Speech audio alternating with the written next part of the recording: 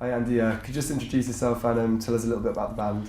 I'm Andy from Santiago Street Machine. We're a band from Manchester. We've been going for about a little over a year, I suppose. We've been gigging for a year anyway, and yeah, we've been writing some electronic big beats for the last year or so. Cool, and we've had you just on stage performing at Pride this year.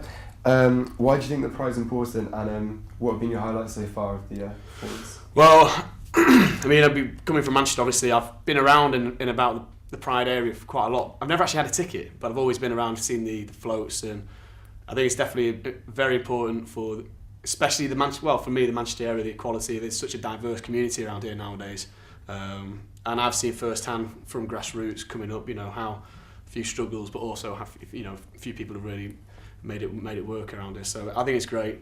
So far, I'd say apart from playing, that was obvious highlight. The floats yesterday were great. Rubica, who went on before us, I thought were brilliant. I think they got a bit unlucky with the rain, but I thought they were great. So cool. And can you tell us about a few of the songs that you performed earlier? Well, one of them we introduced, and I think you managed to tweet for us at one point, was Breaking Bones. That one's, I suppose, the more melancholy side of the stuff we do. A lot of the stuff we write is quite upbeat and large beats. And then one of the other ones is something called Take Your Fear, which is a slightly new one. It's not pop in the natural sense of the word. It's an instrumental. It's a house track. We definitely use that one to really get ourselves thrown into the mix and really try and get the crowd hyped. And I think that for me is certainly a catalyst for making a big show. That one. Cool. And like you said, some of the tracks, they're not quite pop. They're not quite sort of a big mix of things. Where do you guys draw inspiration from for your music?